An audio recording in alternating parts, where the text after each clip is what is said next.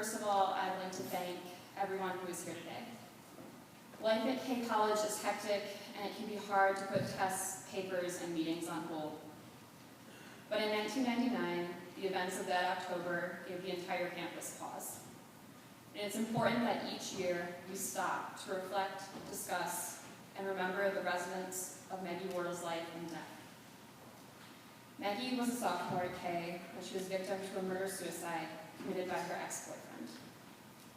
In October not only marks the anniversary of the lives that were lost 13 years ago, but it also is Domestic and Intimate Partner Violence Awareness Month.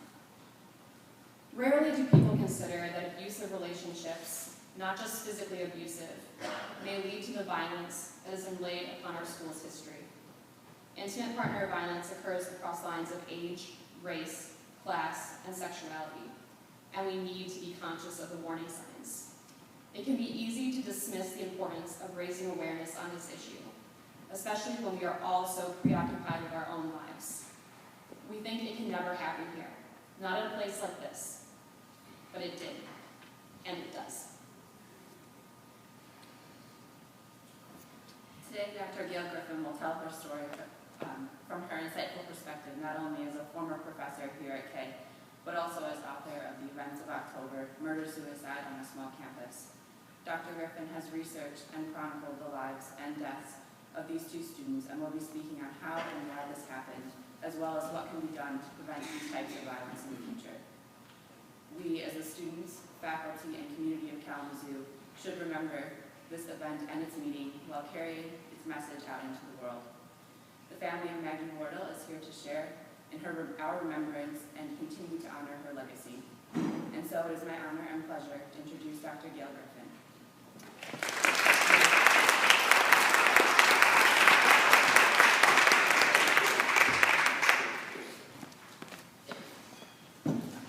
Good morning.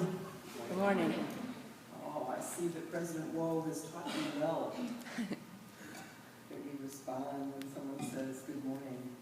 First of all, thanks to Andrea and Brittany for that spectacular introduction. Just perfect. Just establishes the groundwork for what I want to say just perfectly. This may be the last time that I give this talk, and because I'm fading into the Kalamazoo College sunset, even as we speak. So I want especially to thank my students and colleagues who have heard this before and are here hearing it for the second or third or fourth or 58th time. Some of you could probably give the talk yourselves. Obviously you're not here because you don't know the story. You must be here for some other reason. And it's that reason that I appreciate so much, that you think the story is important enough that you need to hear it year after year, and that we need to hear it together. I was thinking this morning, I wish we could do a symposium on this campus about the value of the terrible stories, the crucial importance of the terrible stories. So much of real education means confronting the terrible stories. And that's another chapel and another day. So anyway, I appreciate your sense of how important this is and your willingness to hear me one more time. Those of you who are here for the first time, I want to welcome you, especially the entering class this year. Are you the class of 2015? Is that right? 16. 16? How'd that happen? How time flies when you're retired. A couple other people I would like to thank. There's a special guest here today, a friend and colleague of mine, Misty Moon Larthridge, who is the head of the Kalamazoo YWCA's sexual assault and domestic assault programs. The domestic assault program at the Y was the first in the state. It's still the biggest. And every year, some 800 women and children find refuge there from the terror and danger of their lives. Misty, would you stand up, please?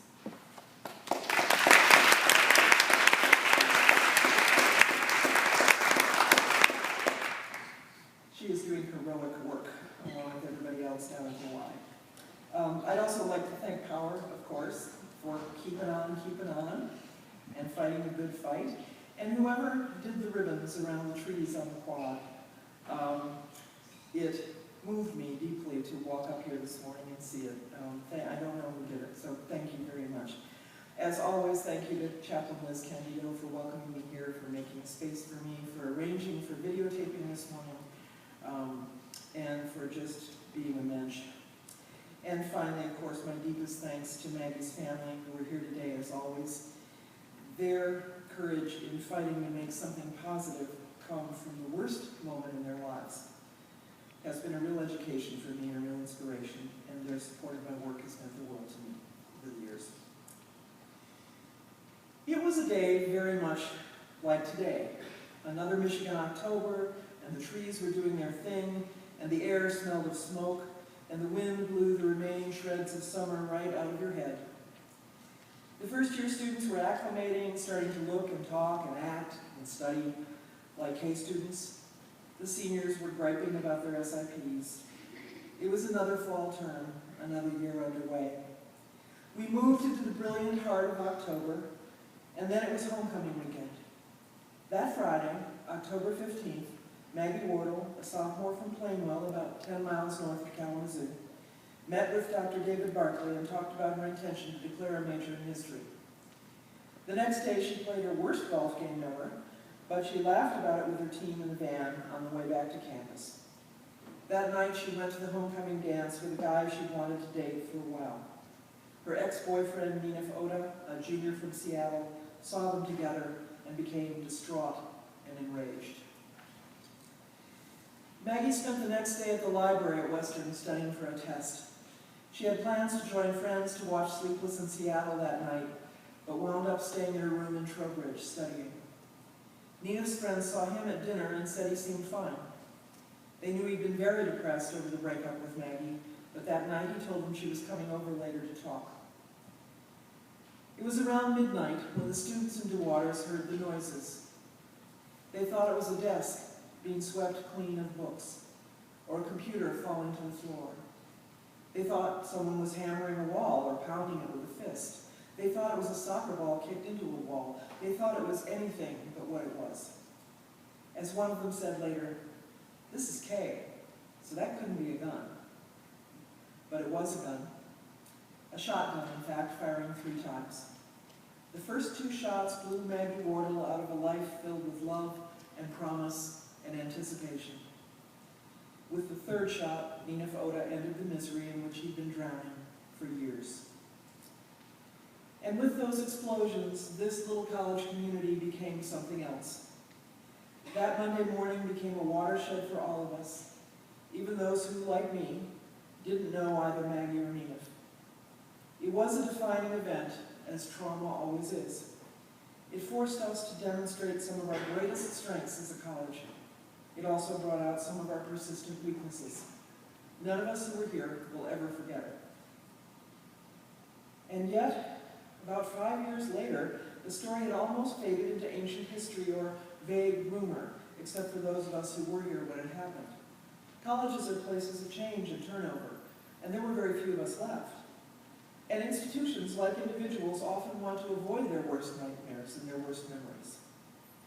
I began to think about this several Octobers ago when some of us met, as we will this morning, at Maggie's bench outside the chapel. Words were said, and then Maggie's stepdad wondered aloud, is there some way that this story is passed on to new students? Are there seminars or presentations of some kind so that they can find out about it? There was a long silence. And then someone said something trite about how this story has become part of the story of the college. And I stood there thinking, that's not true. We don't pass it on unless we're asked. Unless some first-year student or new staff member says, that bench by the chapel, what's that about? Or, is it true there was some kind of shooting in one of the dorms? The reason I think the story of October 18th, 1999 must be part of our story here is that Kalamazoo College exists for one singular purpose: the development of teenagers into adults who go on to lead meaningful, healthy lives that make the planet a better place. When something utterly devastating occurs among us or in the world around us, we have a responsibility to teach and learn from it, to take it in and turn it into fuel for our lives. So the question is what we can learn from the deaths of Maggie Wardle and Ninef Oda. And the answer lies within another question. How did their relationship, so brief, get to the point where those gunshots exploded in the midnight air? If we can answer that, we can perhaps prevent this from ever happening again. When we talk about partner violence, a scenario plays out in our heads, and I wonder if it's playing out in yours right now. The story I have to tell is going to contradict that scenario in your heads at many points, maybe. First of all, I bet many of you are imagining this as a violent relationship. How could it end in murder without violence leading up to it, right? Would it surprise you to know that as far as we know, Nenef was not ever physically violent to Maggie before the night he killed her? I wonder how you're imagining Nenef, physically imposing, dominant in personality. He was 5'9", 140 pounds, small build. The word that has come up most often when I've asked people about him is quiet. He was a computer science major who loved gaming. From his name, have you concluded that he was maybe Muslim and therefore probably a misogynist who believed in women's subordination? Many believed this after he died. On the police report, Maggie is identified as white, Nenef with the letter U, which I assume means undetermined or unknown. He was racially ambiguous in a deeply racist culture that does not like ambiguity. In fact, he emigrated from Iraq with his family when he was about 12. They belonged to the ethnic group known as Assyrians, sometimes as Chaldeans. The Assyrians were among the earliest Christians, and they had been a persecuted minority in Iraq and elsewhere. In this country, they mostly attend Roman Catholic churches. Nenef went to a Roman Catholic school. He did tell friends that in his family and in his culture, women were subordinated. It was hard for him, for instance, to ride in a car with a woman driving. But he was also aware that this bias was at odds with the culture most of his friends were coming from. One of his female friends said that the thing that endeared him to her was his gentleness with and love for women, for his women friends, and for the women in his family. He danced in Frelon. He played soccer up and down the hall in DeWaters.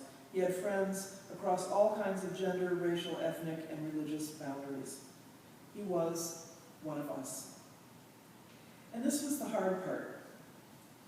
If he had fit people's mental images of the abuser, of the crazy guy, we would have had an easier time understanding what he did. We couldn't figure out a way to say that one of us, a person with many lovable and admirable qualities, could also commit a crime of heinous violence against a woman, especially one that he purported to love. So some alternate stories emerged. People said he was a good person who just snapped.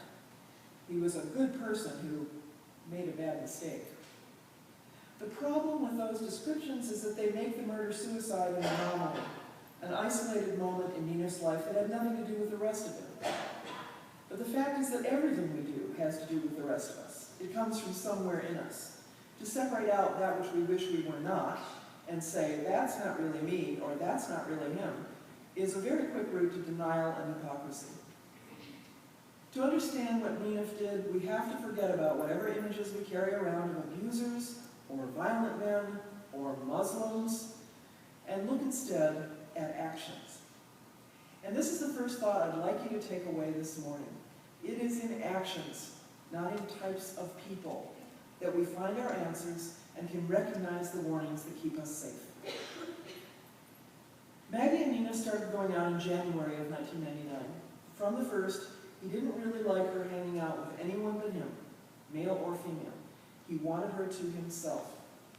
He made a concerted effort to separate her from her female friends, of whom he disapproved. She began employing outrageous ruses in order to hang out with them, leaving the dorm bundled up so as not to be recognized, using cologne and mouthwash to hide the fact that she'd been smoking, which Nenef prohibited, telling them she was going home to Plainwell for the night in order just to go out with her friends. Maggie tore herself in half, trying to placate her boyfriend and not lose her girlfriends. And as for male friends, Maggie and her girlfriend were hanging out one time with a guy friend who remarked, "You know, if Nenef could see this, he'd come after me with a club."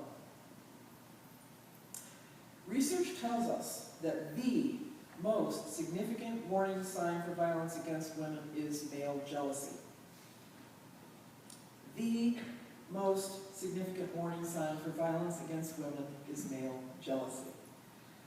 Some experts suggest we shouldn't use the term jealousy. We should call it sexual proprietariness. Not just because it's a bigger word. Most of us have felt jealous at times about someone we love. Probably we all have. But not all of us insist that we have the right to control that person's movements, social interactions, feelings, and body. Proprietariness signifies ownership, a claim to rights over someone. And it's not just Maggie's friends who provide evidence of Nina's proprietary claim to control her. The Kalamazoo police report preserves the instant message record between Maggie and Nina over the summer of 1999. You probably, most of you don't remember instant messaging, but back in the Stone Age, before texting, that's what people did. I first read this I Am record with a terrible sense of mounting anxiety and dread, even though I already knew the outcome. His obsession and rage over the time she spent with anyone other than him, including her family and her best high school friend, are completely over the top.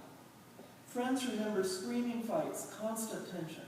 As early as spring, they recall, Nina was passing Maggie notes in class, calling her whore and slut. Those names that we saw applied this year to a young woman who had the nerve to assert that her medical care should cover contraception. The thing about those two words is that they have no male equivalent. They're used only for women, to identify and punish women who are seen as transgressing some boundary. Over the summer of '99, Maggie tried hard to talk to Nina about independence within a relationship, allowing each other space, acknowledging each other's involvements with friends and family. In response, he wrote that he had once seen her as, quote, a God-sent angel, but now, and I quote again, all of a sudden you've turned into some feminist telling me this, that, and the other. Now, folks, I know the opposite of angel, and I don't think it's feminist. Or maybe it is. A second warning sign is past violence. No, Nina never hit Maggie, at least not that we know of. But he did other things. He was constantly fighting with male friends and acquaintances, or challenging them to fights, or bragging about past altercations, or his prowess with karate. When a woman he had dated 3 times ended the relationship, he put his fist through a window. After a fight with Maggie, he punched through a closet door in his dorm room. But the past violence is often violence that the perpetrator himself has experienced.